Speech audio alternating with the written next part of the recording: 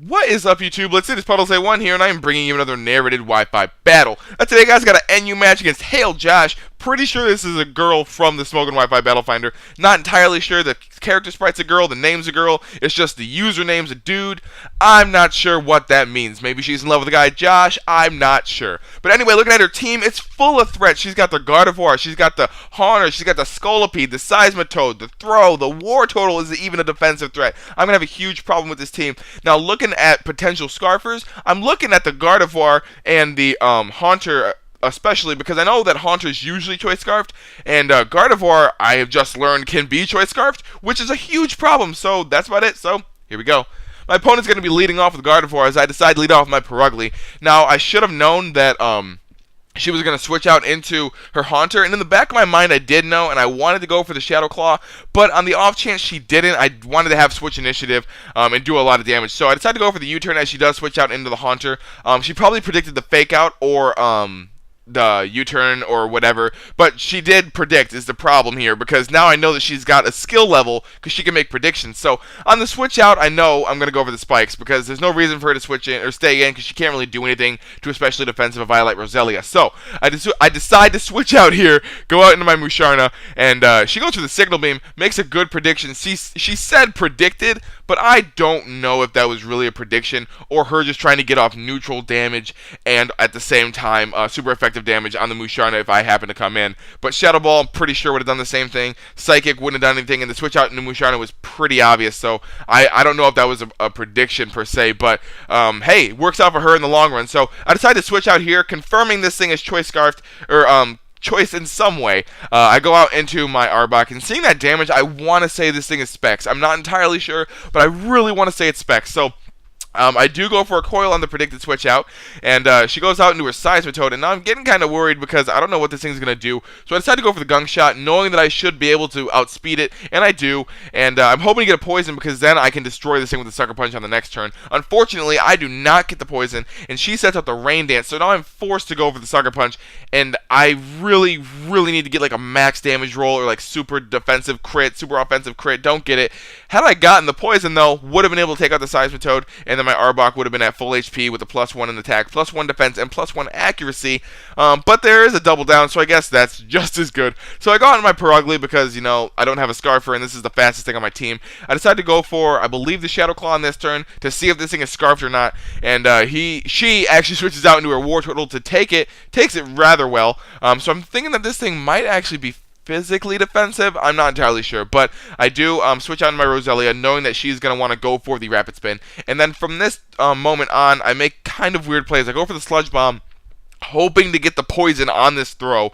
I noticed that a lot of her Pokemon didn't really want to take a Sludge Bomb. The best thing to take a Sludge Bomb was actually the Scolipede because it resisted both of my stabs and could have hit me with a Bug-type move. But I'm not sure why I keep going for Sludge Bomb. To be honest, I wanted to keep getting the poison and have it rack up. I should have switched up moves and gone for the Giga Drain because then I would have been able to recover HP at the same time, but I don't know what I was doing here. I just wanted to get as much damage off as I could, and Sludge Bomb has that 30% chance to get the poison, and that would have helped me out in the long run. But turns out she's Resto Chesto. I knew she would have rest because what throw doesn't have rest? And now she goes for the payback, and it actually does about half, and then I go for the Sludge Bomb like an idiot, actually get the poison, and now I'm gonna die because she has +2 because of the Guts boost I just gave her because I'm an idiot, and I lose my Roselia, so now I can't deal with the team. Like my defensive core, Seadra and Roselia, could have dealt with this entire team together, but now since I lost one, I can't do it. So go on to my Musharna. Hopefully I can take a payback, and I do at +2, which is really lucky, and it's only because I was in fact slower, which is really great.